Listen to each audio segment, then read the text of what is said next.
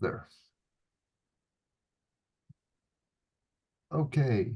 Well, welcome everybody. My name's Todd Mitchell, and today I have special guest Ramona Mooney with us, and we're going to talk about um, personal security and also going to talk about cybersecurity, which are kind of intermixed if you think about it.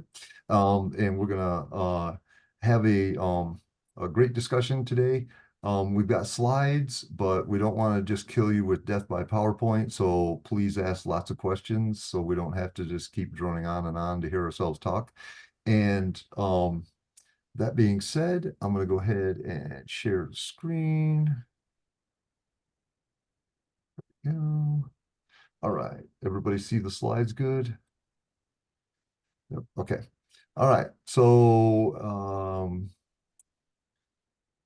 Ramona was just telling a little bit about herself. Now, I can talk. Yeah. When I started working on a dream that came to me about a second career, I realized that I need to dive deeper into exactly what I'm going to be talking about. And so I worked and paid for these certifications with Dr. Daniel Amen, Dr. Joseph McClendon III, and became a member of the John Maxwell team for leadership. The dream is about pulling together a group of people that are using their intuition daily so that they can interact with one another. So it involves leadership skills and um, helping people manage their thoughts.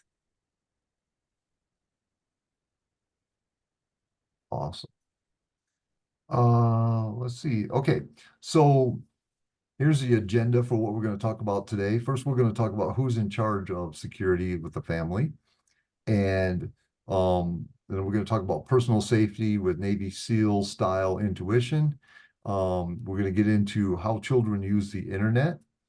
And then we're going to specifically address some issues dealing with cyberbullying and online gaming and identity theft, because those are the three biggest uh, obstacles, dangers, vulnerabilities, whatever you want to call it, that children are facing in the online world these days. Um, and I think this is becoming more and more of an issue. Um, uh, as with all things, COVID changed the world, and that's one way it changed it was it sent 90, 95% of the world's children home with a laptop and made them all internet users, regardless of even my grandson was in kindergarten doing virtual school with a laptop. Um, and uh, he was not the only one that lived in a house where it was the only computer.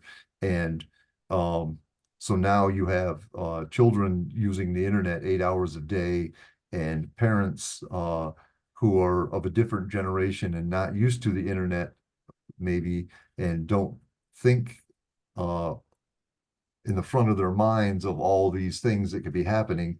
So that's kind of what I am all about is I'm the owner of a cybersecurity for biz, which focuses on doing cybersecurity for businesses, but my side hustle, I guess you'd call it, even though it's unpaid, is I'm trying to create awareness of the dangers that are out there because in my mind, uh, the root cause of most of this is just lack of awareness. Is just getting people to think about some of this stuff ahead of time. Um, I joke around. I wonder how many kids got ran over by cars before we started teaching them to look both ways before they cross the street when they're 3 years old. It seems that we're very far behind technology in how we're teaching. You can get an iPad, a phone, a computer, a Chromebook, something in the hands of a 3-year-old, but nobody's bothering to teach anybody how to use the internet. So uh, that's part of what we hope to accomplish today. Um, okay, so who's in charge of online safety? Um, teens and parents. So teens think that 62% of them think that it's their responsibility for online safety in the household, and only 44% of the parents think it's mostly their responsibility. So there's a huge gap in there, that there's definitely more kids thinking they're in charge of their own security in the household or in charge of their parents' security even, um, than there are parents thinking that they're in charge. Um, and I think the correct answer is you have to share the responsibility equally. And the reason why I say that is even though you're the parent and you're in charge, but you cannot control your children's internet access. If you try to take their devices away or you try to cut off their Wi-Fi, they're just going to go to a friend's house and use their Wi-Fi, or go hang out at Starbucks and use their free Wi-Fi, or borrow somebody's phone. So they're going to get exposure to the internet. So it's a matter of teaching them how to do it safely as opposed to trying to control their environment.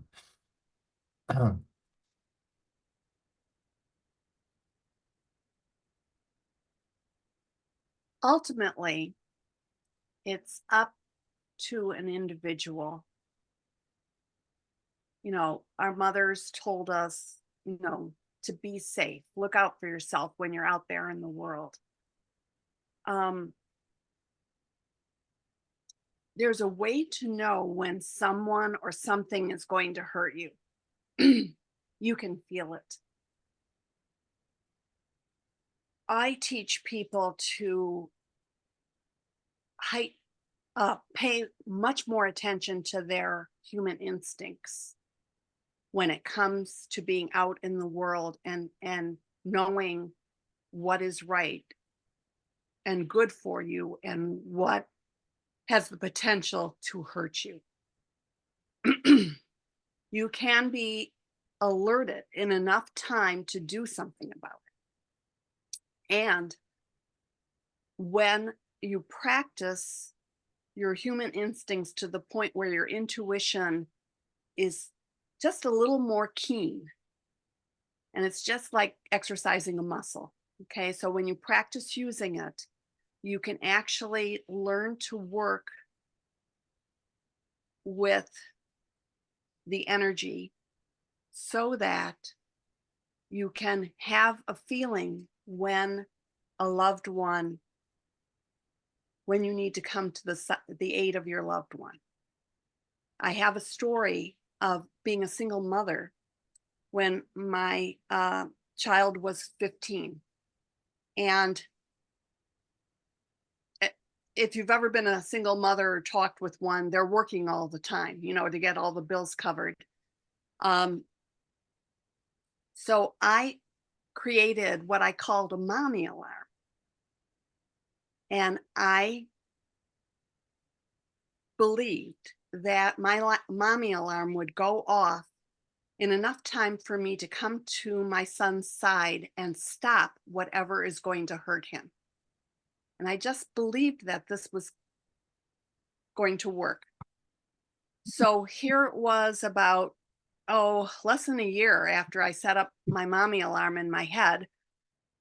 And I was sitting in the stands at my son's baseball game, high school baseball game, and with the other parents and grandparents in the stands, and my mommy alarm went off. And so I walked to the end of the dugout, and there was a fence there.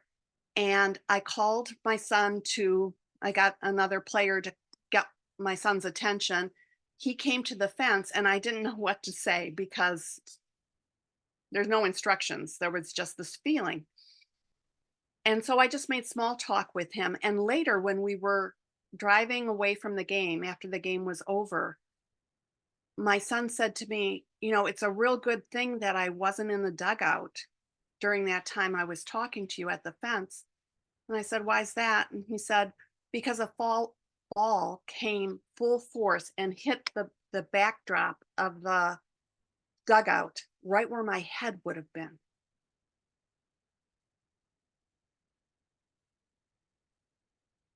It works. I got to tell you, it works.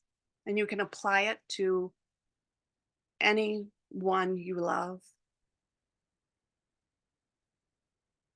because you have that channel right to their being, to right to their heart. So you have that connection. That's all I wanted to say. Okay. I have learned with Dr. Daniel Amen that our brain is the consistency of soft butter. So when we boom, bang our head, it's actually the hard crust of our skull makes a little dent in that soft butter brain.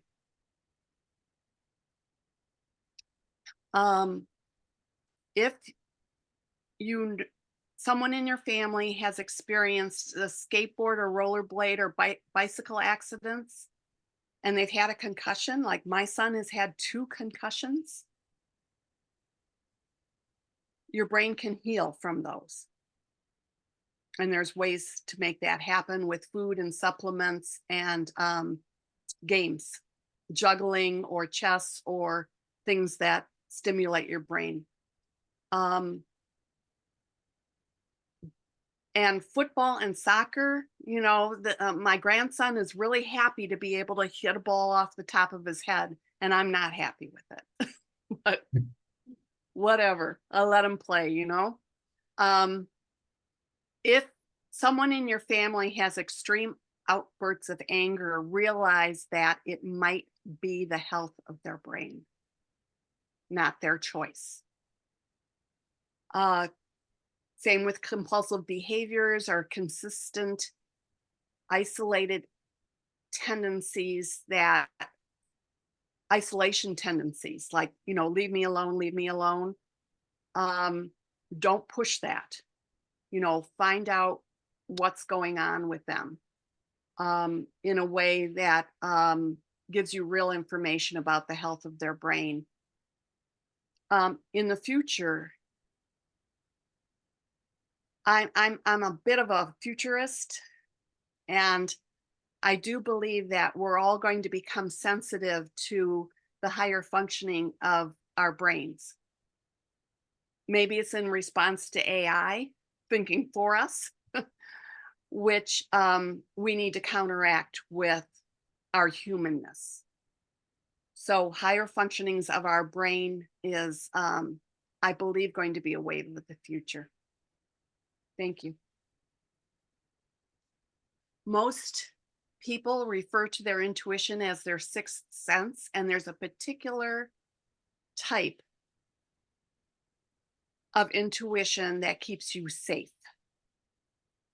You can call it a hunch, a gut feeling, a bad vibe, or a guardian angel. And all of these terms are in our language and are used to describe intuition.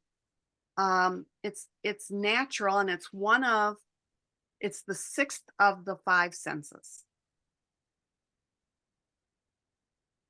Intuition, because an individual's, and it is individual, it is unique to a person, individual intuition, when that individual follows their intuition and it is right, because it's always right for them,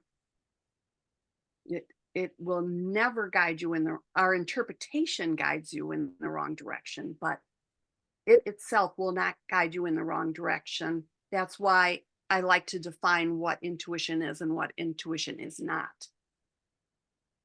But when a person correctly follows their intuition, they become more confident. And that's what we want for our kids, and certainly for ourselves.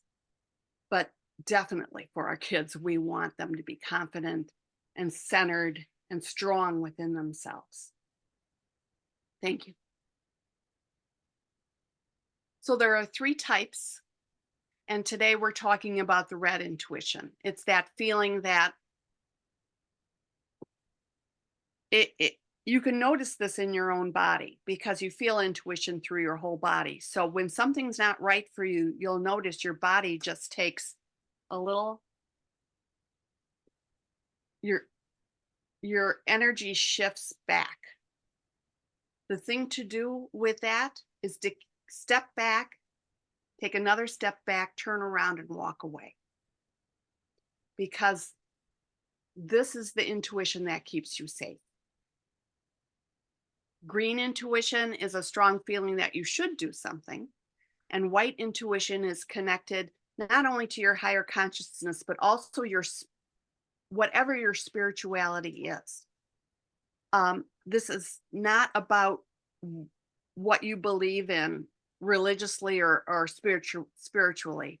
It's about your higher abilities in your own body. Thank you.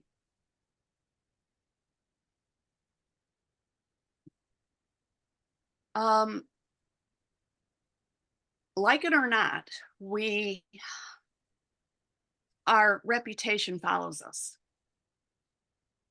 And oftentimes I'm noticing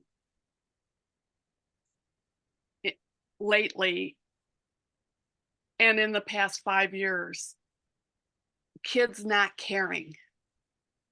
They're doing things in the moment and thinking that it is not following them, that their behaviors are not following them. And they are. And I know that most parents know this.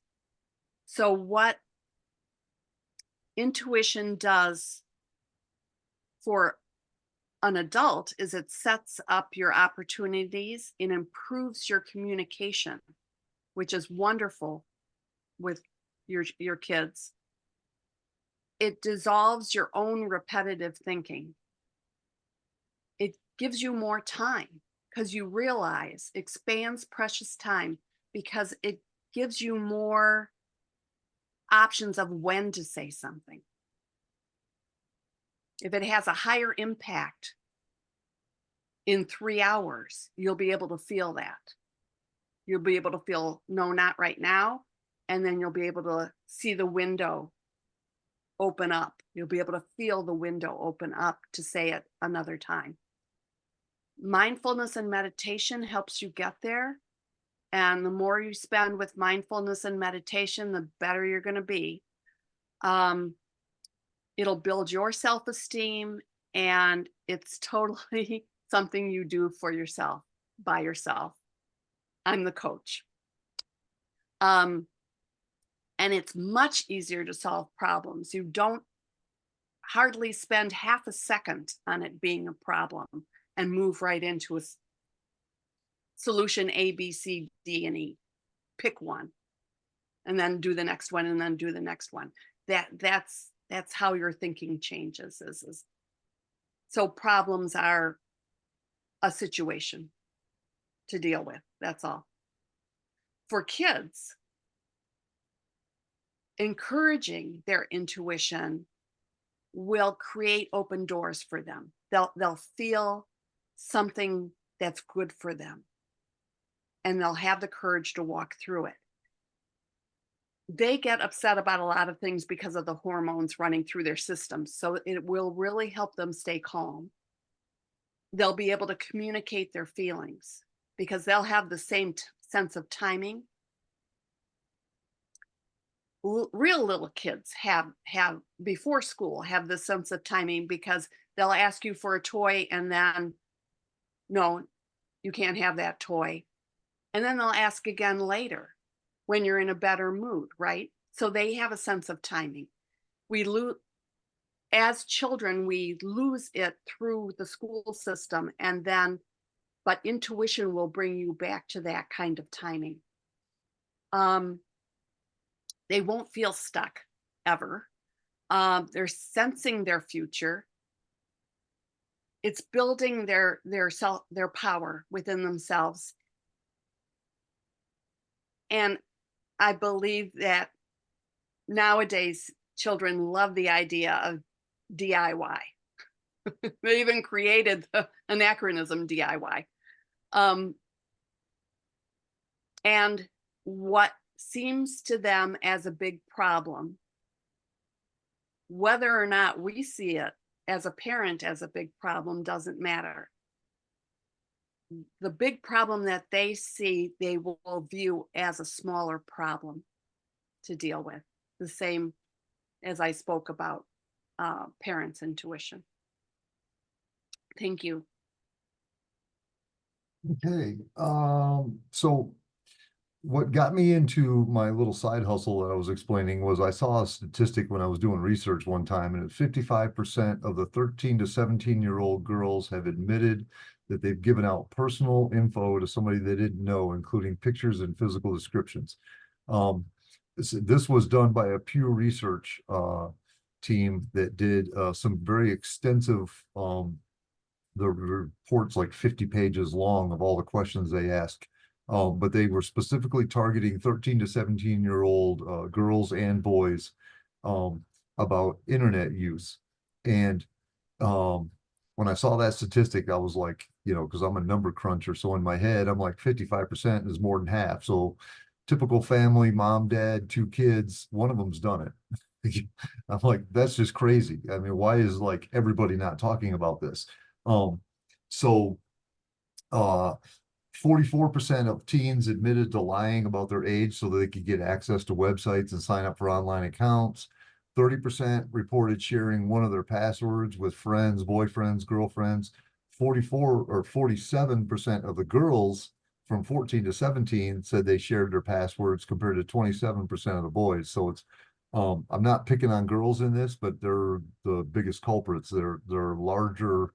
I don't know if it's because they use the internet more or if it's just their habits, they trust people more or something. I don't know what, but for some reason they're I can tell you why. Girls are conditioned to not be rude.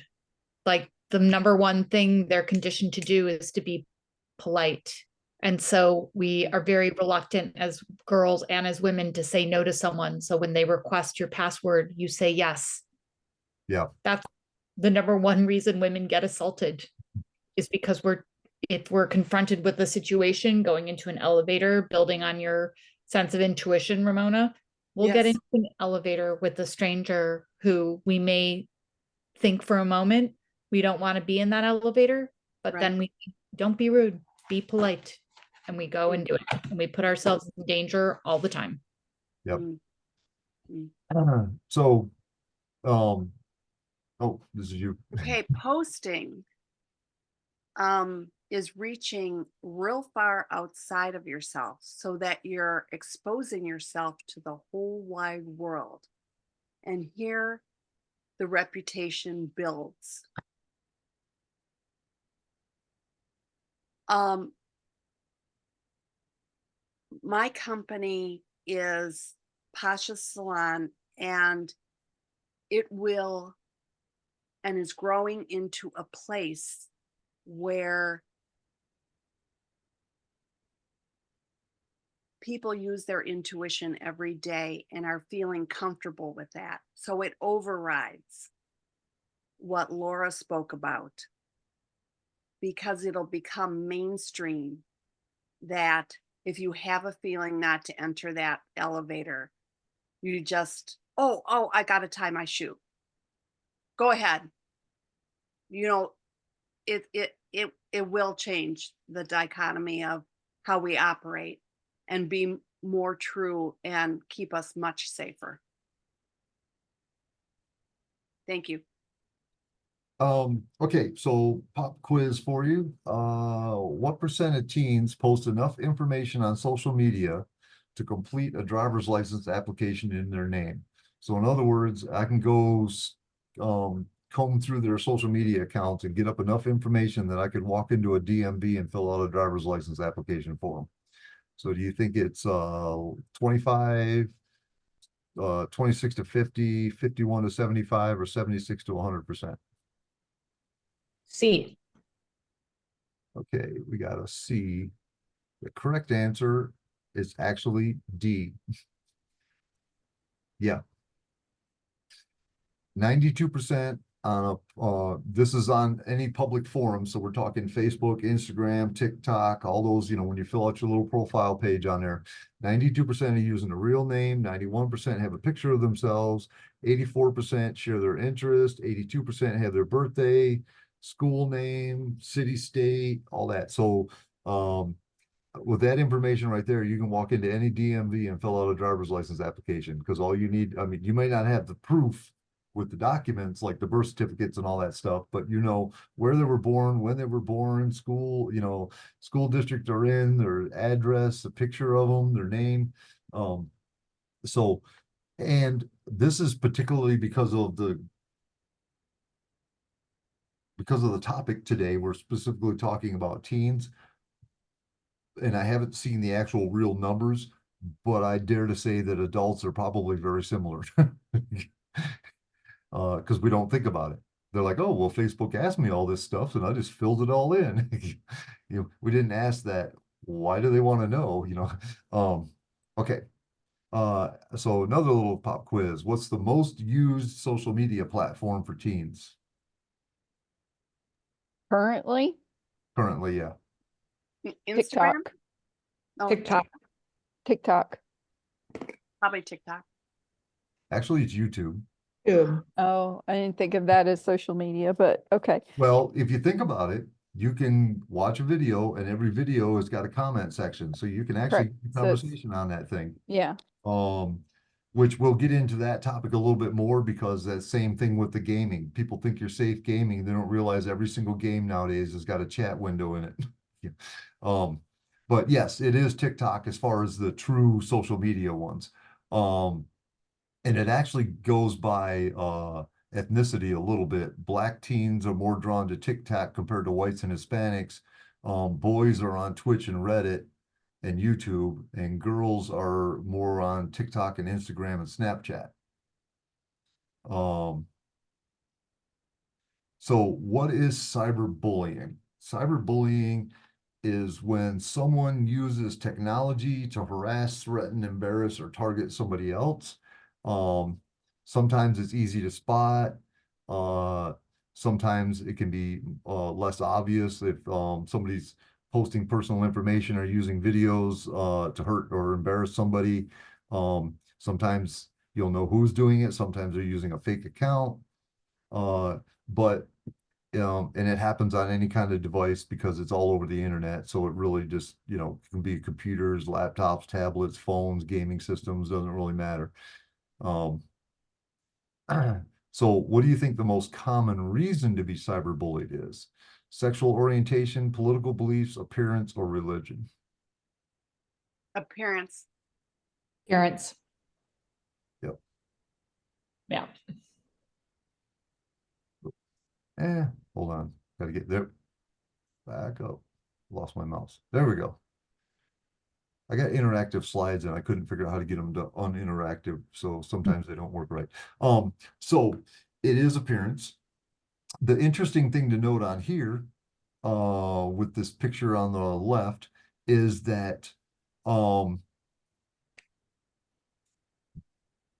boys are almost equal, close to a third for each of the three categories, where with girls, it's definitely appearance is almost double the other ones.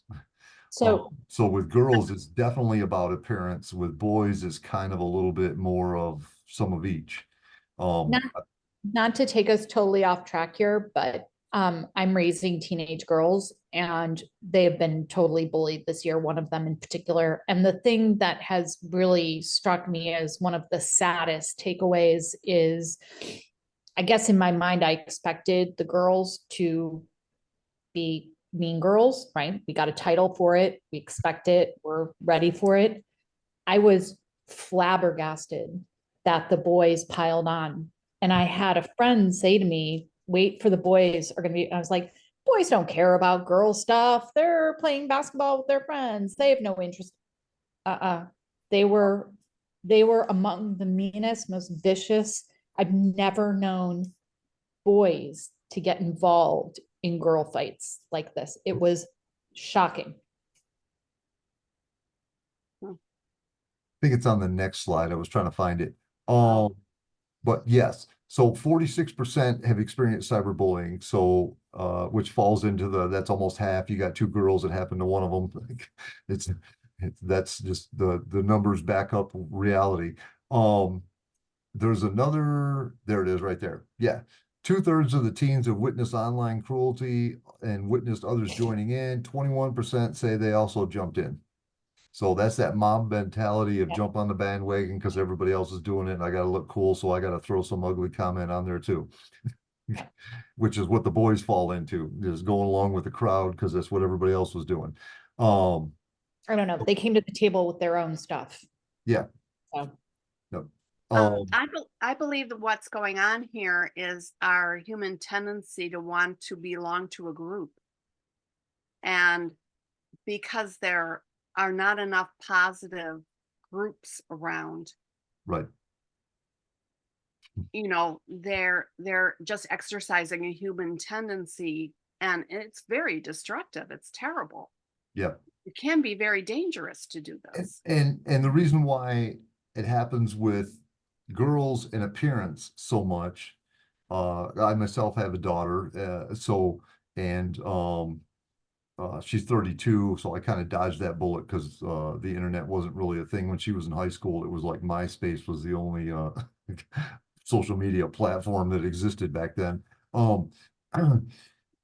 But I think it's just kind of a perfect storm of things. You got teenage girls who all want acceptance, and appearance is a big factor in that, combined with the mob mentality and the cover of being anonymous. Hey, nobody knows who I really am because I got, superhero number one as my username, so they'll never really know it's me, so I can say whatever. And those two factors just pile in, and you've got girls posting things they shouldn't post that make them pictures and whatnot that make them very vulnerable to the bullying in the first place. And then you've got the rest of the crowd jumping on the bandwagon because they can, and it just makes a perfect storm. So some of the effects are being cyberbullied can affect your concentration. Severe, long-lasting cyberbullying can actually cause anxiety, depression, other stress-related disorders. In some rare cases, it even drives kids to attempt suicide. So it's not just a ignore it and they'll get over it kind of a thing. It actually has some long-lasting effects. Some of the signs of cyberbullying, if you've noticed, people are getting emotionally upset during or after using their phone or the internet. They're being very secretive or protective because they don't want you don't want mom to know that other people are saying junk about some picture that your mom wouldn't have let you post anyways.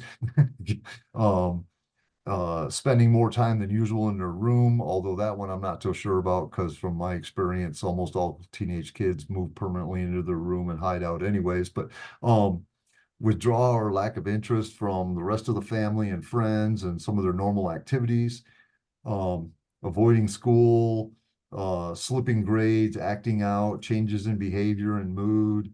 So it's a big list. There's a lot of stuff. Being nervous or jumpy when they get a text message. Yep, there we go. Okay, what can we do about this?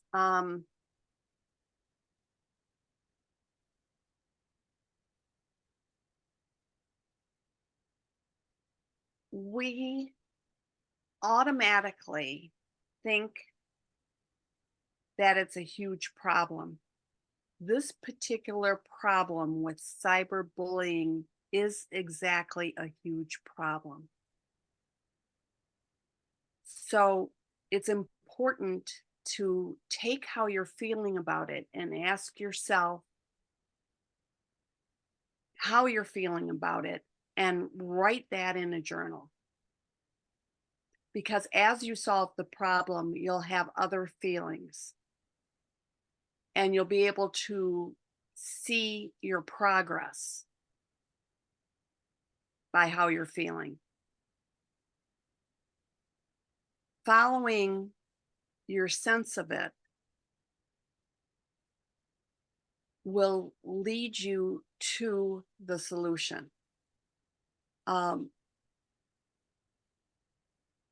Right now, this is a little funny, but it's not funny to me.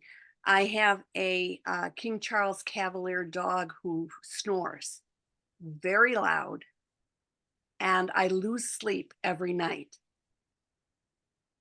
And short of giving him away, which the other family members won't let me do, I'm figuring out what is the solution to this. And that's the point I'm making here. So trust yourself because your inclinations are correct. Thank you. Okay, so if your child is being cyberbullied, some of the things you want to do is offer comfort and support. Let your child know that it's not their fault. They're not the culprit that is doing the bullying.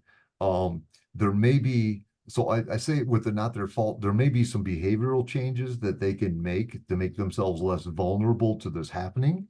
Like not posting some of those pictures or being real particular about which pictures they post so they don't put themselves in that position in the first place. But it's not their fault that they were being bullied for it. The bullying itself is that's all on the people doing it. But other things you can do is you can notify the school, encourage your child not to respond to cyberbullying.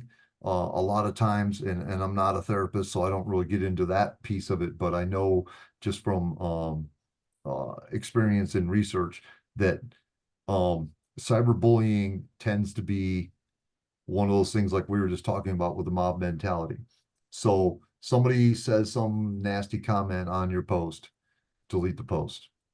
And then there's no more nasty comments. You go back on there and say something nasty about that guy, and then the next thing you know, 10 other people are going to jump on and defend him, and then the thing goes viral, and now everybody on TikTok sees it instead of just the two people that were looking at it in the first place. Where if you ignore the whole thing, especially in today's world with all these algorithms, if nobody comments on the post, it just goes off into la la land and nobody will ever see it anyway. So not responding is a huge thing.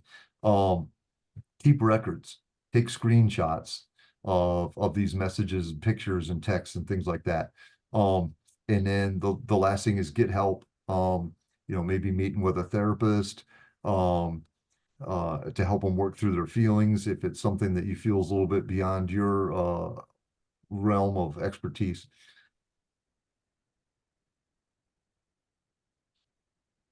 I did want to say about something that Todd mentioned about keeping records of the text messages and the posts. Along with your record of that, you can write under that how you're feeling about that and how your child feels in your child's words. This way, you're working on the problem with your child of them being bullied. Those who have a stronger sense of their intuition are mothers, because we have had to pay attention to what is happening with our child, even if they're not talking to us.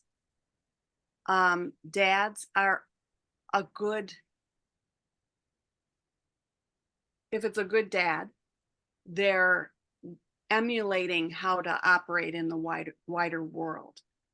Older siblings, because they have a longer life experience, are good for the younger children with their advice, and to encourage that. I'm suggesting that you encourage that, and or a friend of theirs that is like a soulmate friend,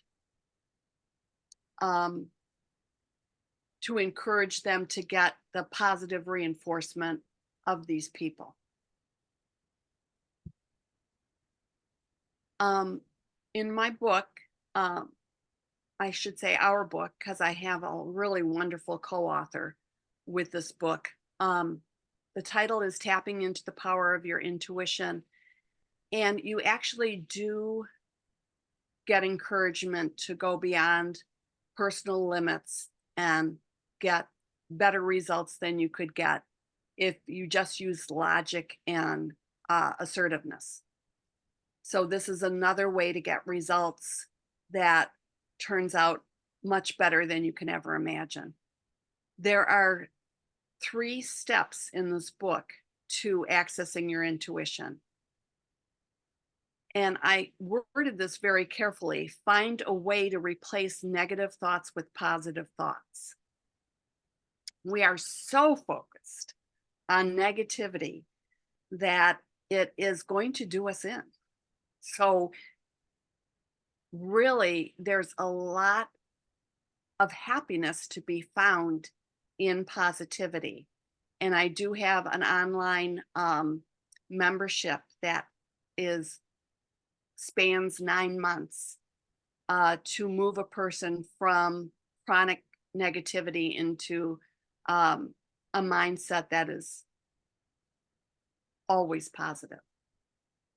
The second thing to do is, and I say a person can find their own way to replace negative thoughts with positive thoughts. You can do all kinds of things that are available, whatever works. The second thing is become sensitive to one another without taking on their burden. And this is really important for parents because you need to stay calm while your child is very upset. And your calmness will bring them out of what they're doing.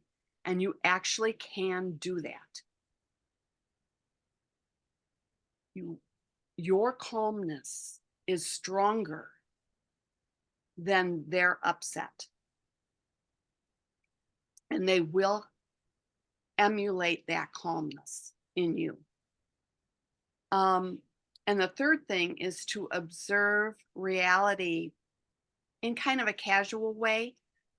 When you're doing red intuition and you're noticing what's not good for you,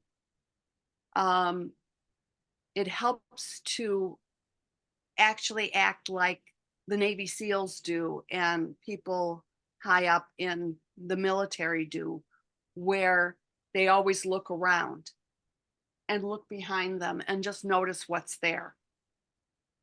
So observing reality in this way and taking in a little bit more information on who's to your left and what's to your right will help you to stay safer.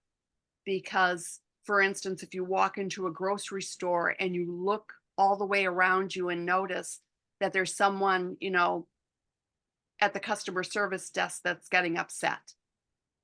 Okay, as you're going through the store, if you're fairly close to the customer service desk and they're still upset, you'll know that this has been going on for a longer period of time, and to go to the cash register at the far end. So if you multiply that by 1,000, that's how keen you can get with your intuition for staying safe. Thank you. Okay, so the most common places where cyberbullying occurs kind of mimics what we were talking about with where they're posting. So I put online gaming communities on the top of the list because that's actually one of the biggest culprits right now. And then of course you got social media, Instagram, Snapchat, TikTok. But it can occur through regular text messaging, instant messages, online forums, chat rooms. People don't think of that kind of stuff as social media, but it falls into that category. Reddit, Quora, all these other ones that have the same thing like I was talking about, even YouTube, they have a chat on there under, in the comment section. It may be a little bit slower of a turnaround, so it's not instant messaging going back and forth. But if you're being bullied, it doesn't really matter if you're being bullied in slow motion or fast motion. It's pretty much got the same effect, right? Even email, getting a bunch of death threats on your email or something, whatever. So these are all just different places where it occurs. So basically anything that touches the internet.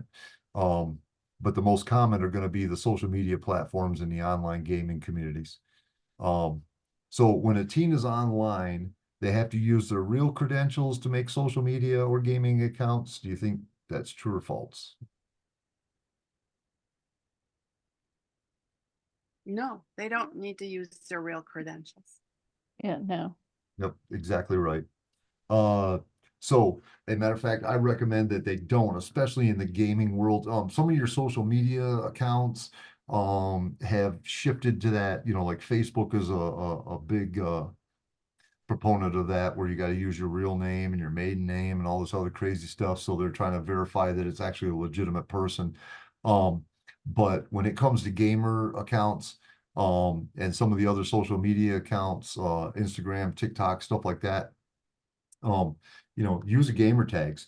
And when I say gamer tags, I'm talking about a username that cannot identify you by name, location, sex, age, that kind of stuff. A gamer tag when it's, the Cincinnati Princess 1995 or whatever, I still know that it's a woman in Cincinnati who's whatever years old, so but if it's, Wonder Woman, 1, 2, 3 or whatever, then you don't really know exactly who it is, where they live, how old they are, that kind of a thing. So just kind of keep that in mind. If you're trying to make up fancy names, you can make a game out of it, especially with the little kids.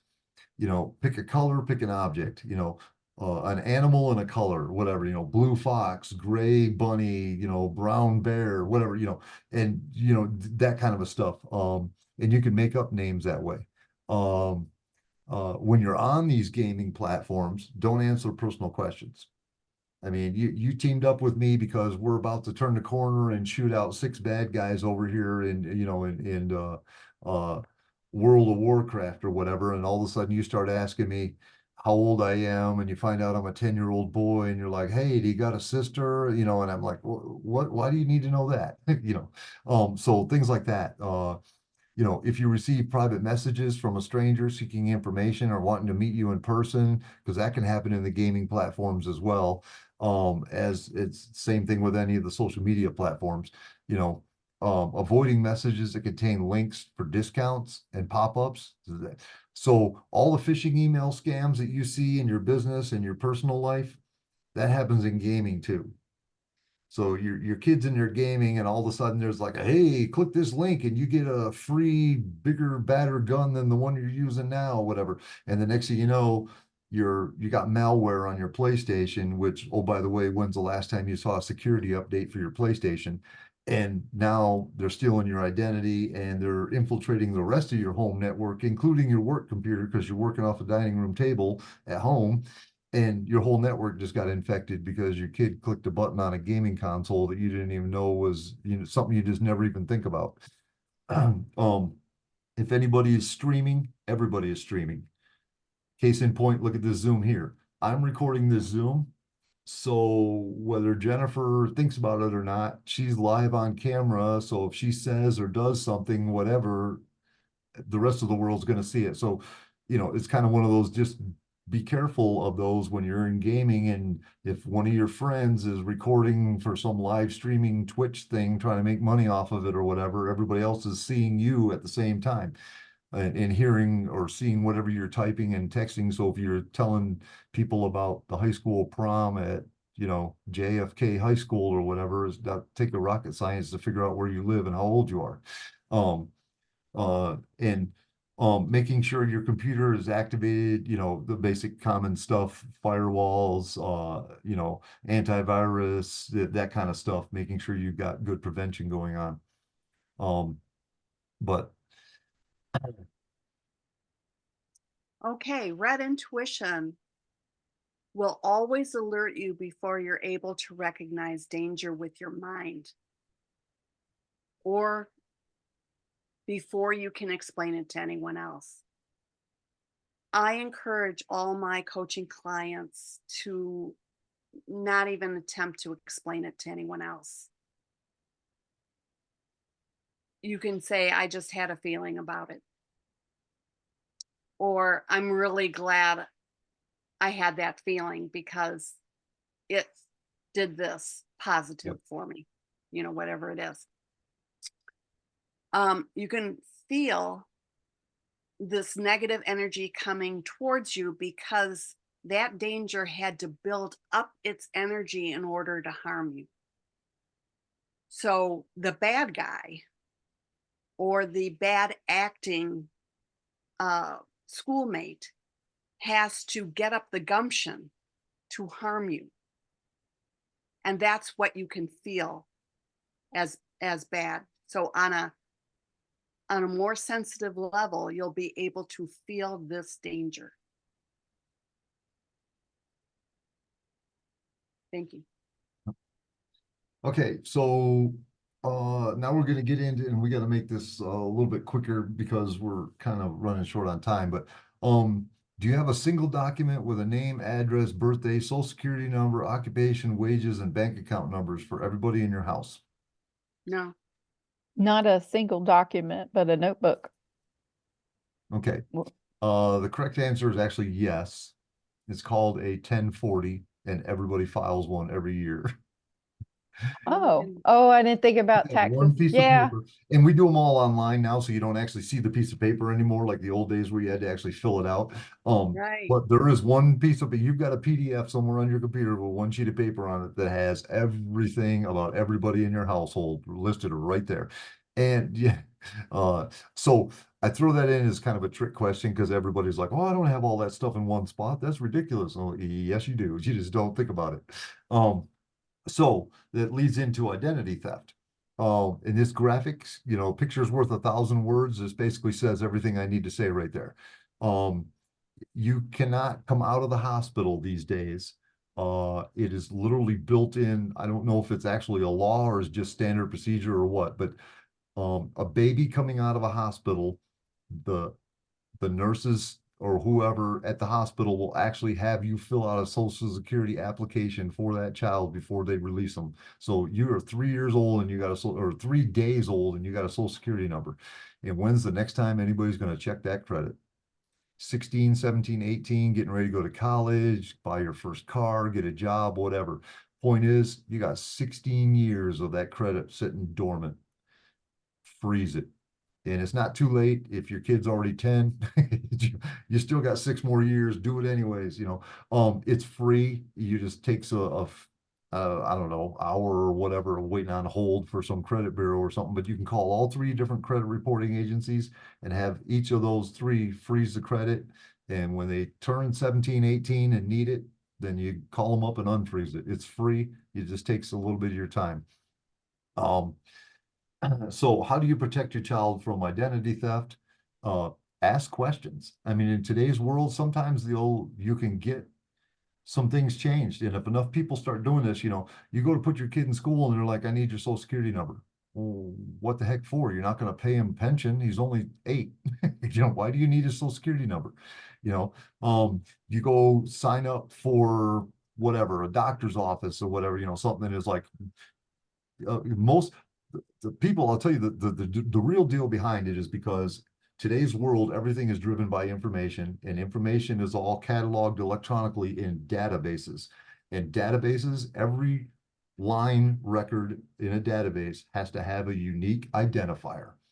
The company was too lazy, cheap, whatever, to make up their own identifier. So they just use your social security number.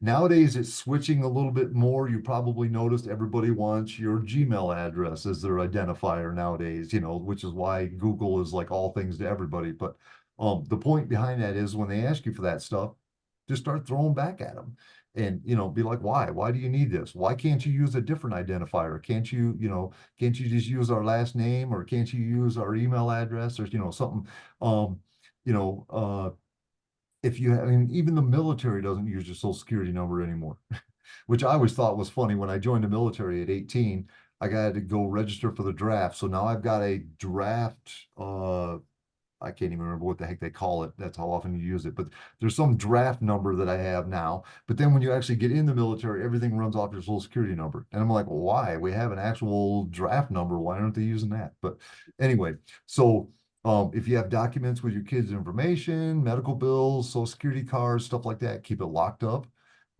If you decide to get rid of that stuff, make sure they're getting shredded. And if you don't have a shredder, look for a local shred day in your community. A lot of times the hospitals, the library, the schools, some business or something, real estate, mortgage companies will have a shred day where they have a big shredder parked out in their parking lot and anybody can bring stuff and dump it.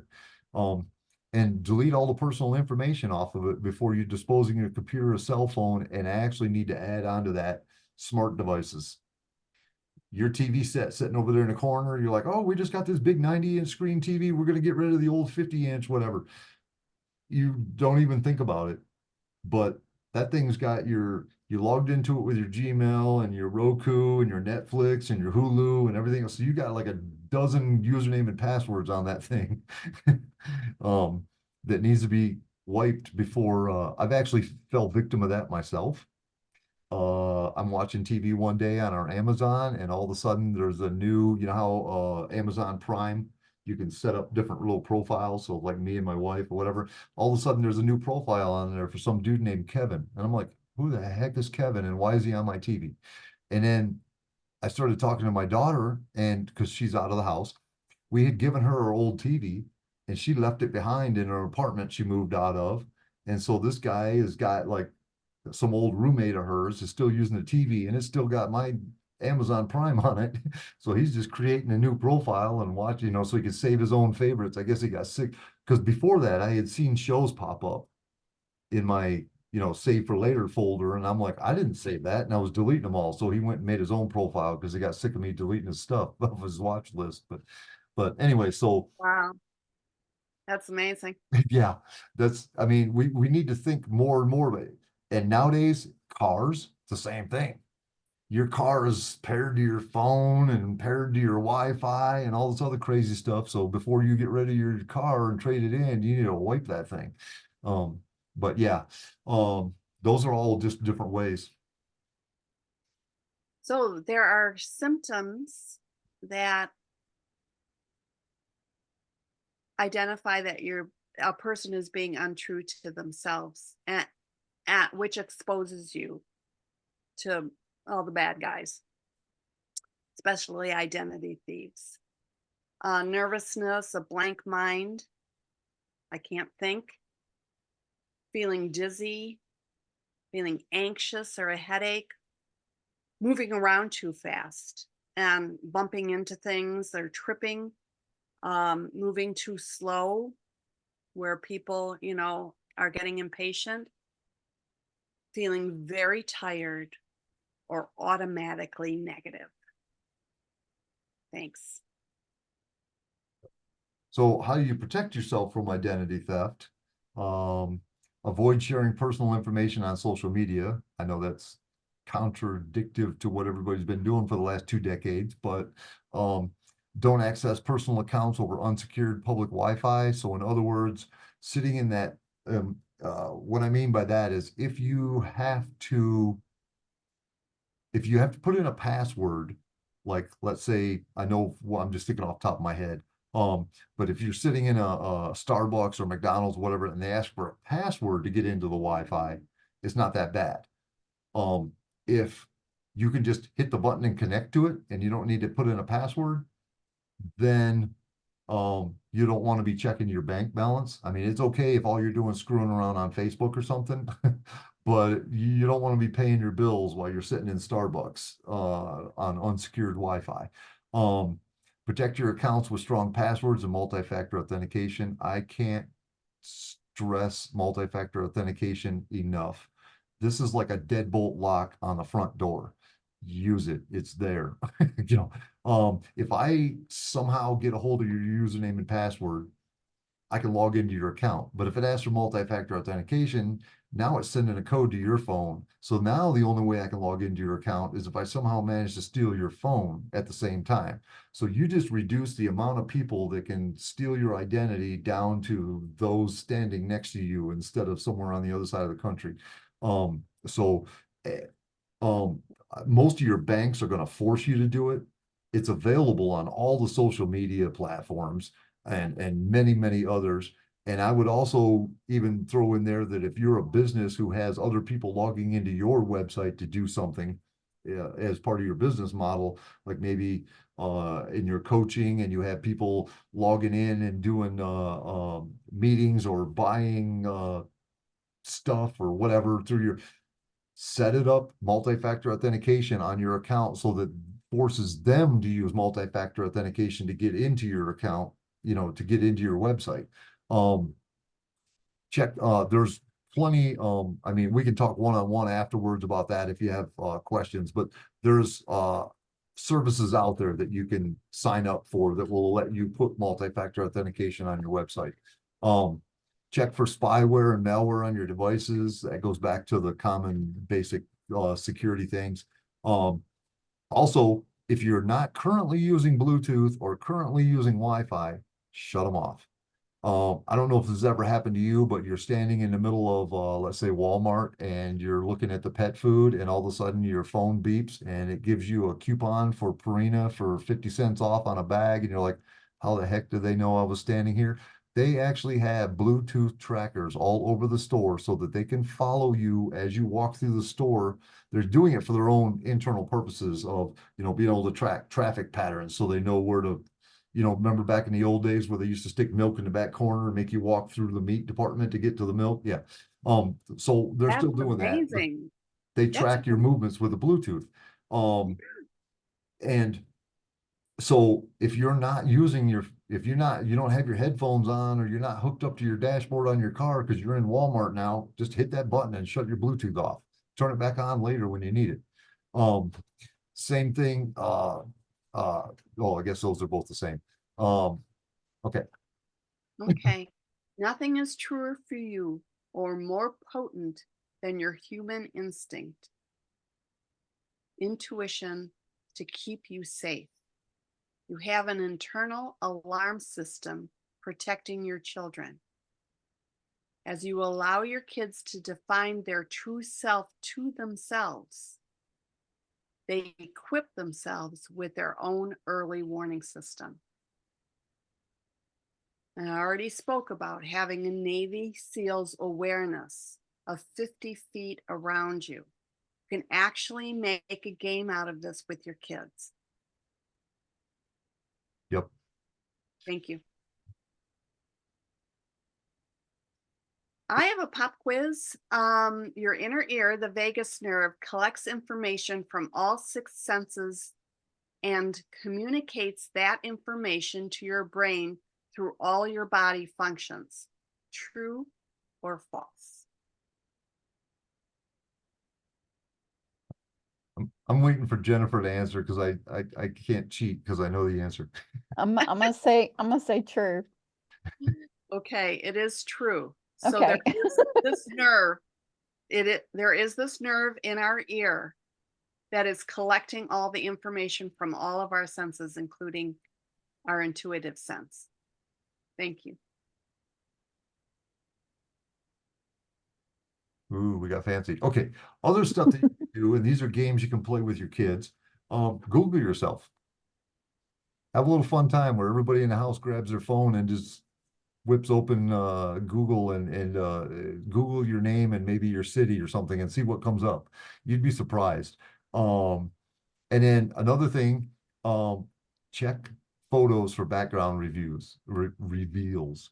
You may have been very, very diligent about making sure that you and your kids' Facebook profile or whatever, it doesn't have any personal information in it, except then you do the mom thing and take a picture of her in her prom dress standing in the driveway in front of the garage door or whatever, and over her shoulder I can see the street sign when you're on the corner of First and Main, and above her head on the garage door is number 100 or whatever, and you're posting that she's going to so and so school prom or whatever, and now I know your exact address because there's only 100 Main Street in that school district. There's not, and then I can pull up Google Maps and go to Street View and be like, yep, that's the same house that they took a picture in front of, same color garage door, whatever. It takes like 2 minutes to find out where you live. If you have, depending on, and it's the same type of situation where, you've got stuff in the background, that reveals, I mean, we all have it now, but we're in business and trying to promote ourselves. So we, do the logos and the locations and the phone numbers and all that. But you'd be surprised how much personally identifiable information is hanging on the wall in your bedroom that your kid's taking selfies in front of or whatever. And the other thing is make sure your webcam's covered. It is possible, completely possible, to enable a camera remotely. And you can even do it without the little light coming on, so nobody knows the camera's actually on. Most of them have little slidey thingies that you can put in front of them. If you don't have one of those and you don't have any money, you know, a Post-it note, you know, sticky note in front of it. I've got an external camera that sits on top of my monitor. I had my wife knit me a little thingy. It's like a little miniature baby hat, goes right over the top of it. Gives it complete blackout. So these are all just different things you can do to kind of protect yourself a little bit. And then we're on the last thing, and then we'll be done. So the local police can help victims of cyber crimes, true or false? True. True. And that is actually false. So that was a trick question I threw in here just to make sure the topic sinks in.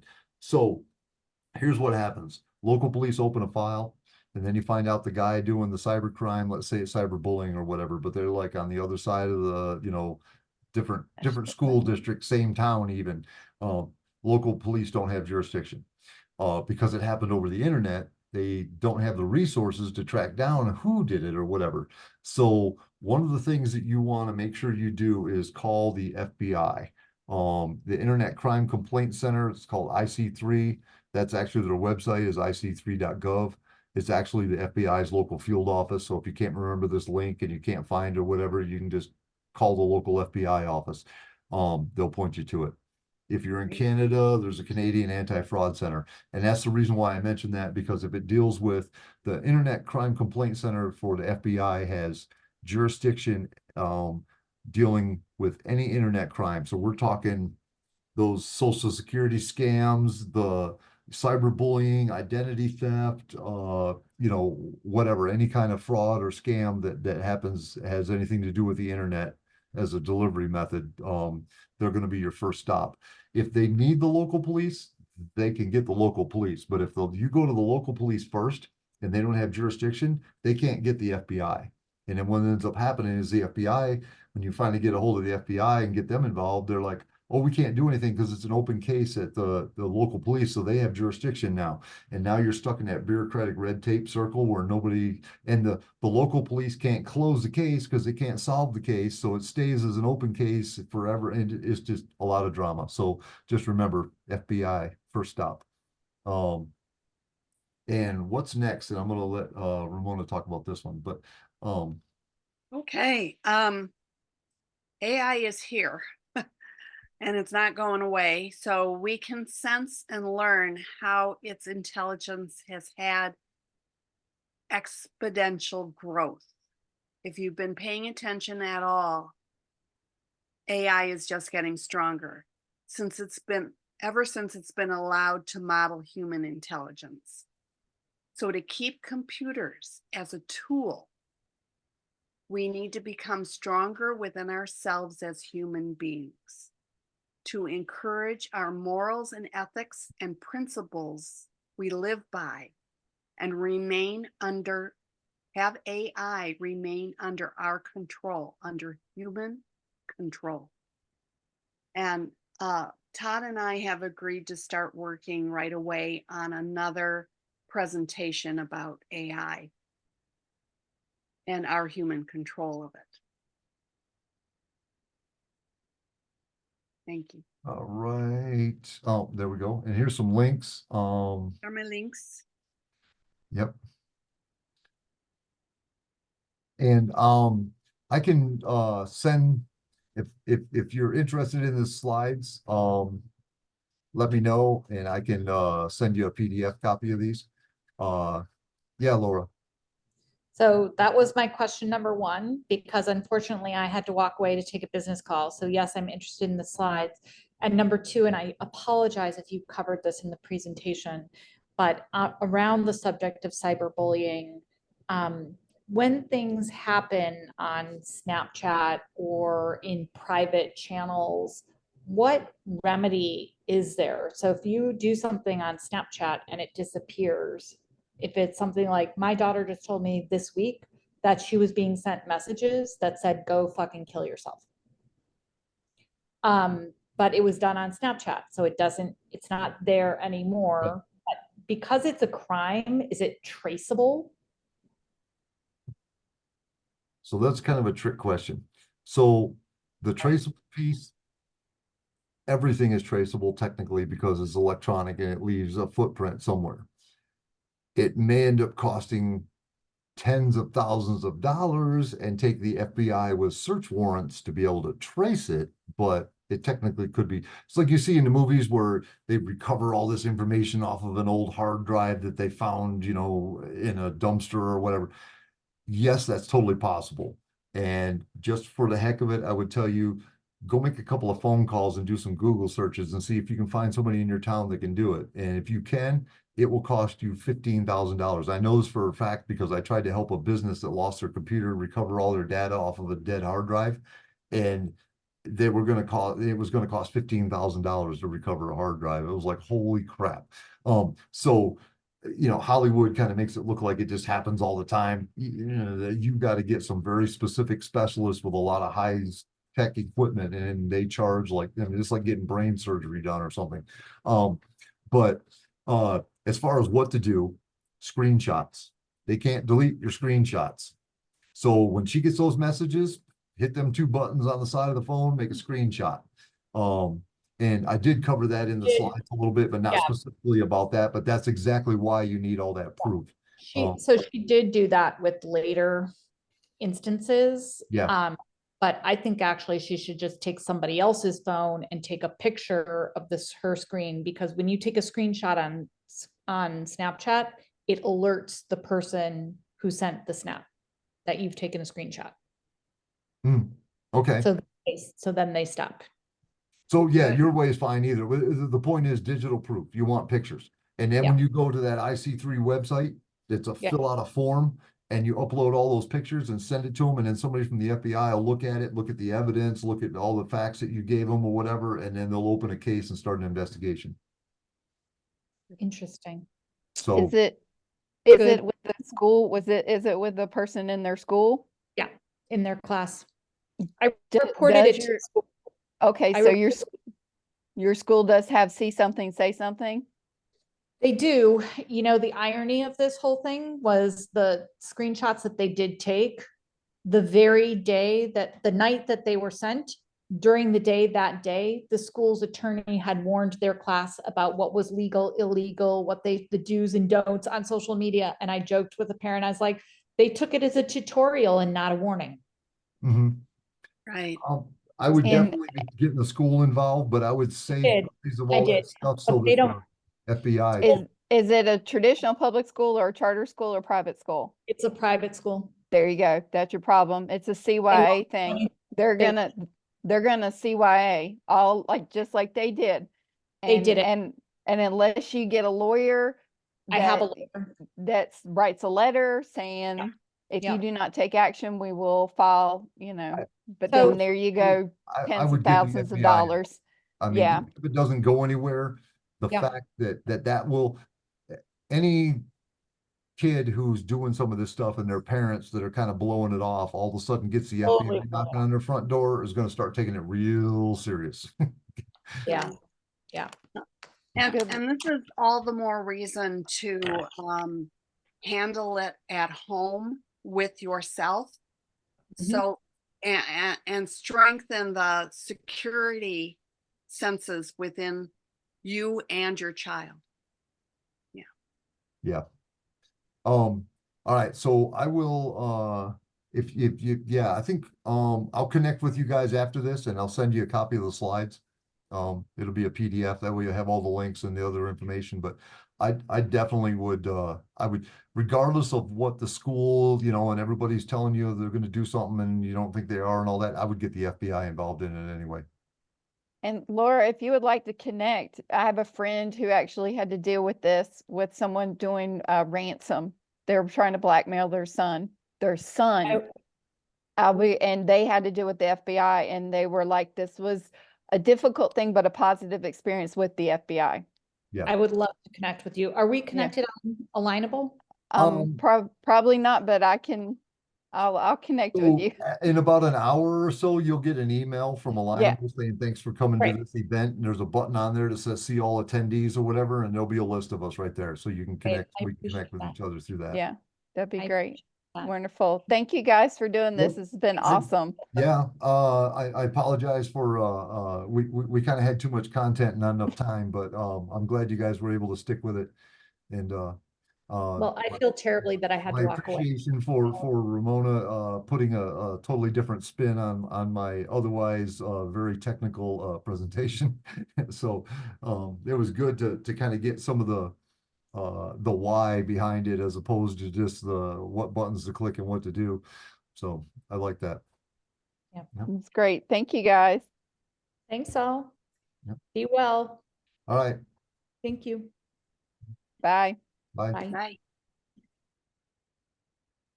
I'll send you the recording, but I think it was Still good. recording. Oh.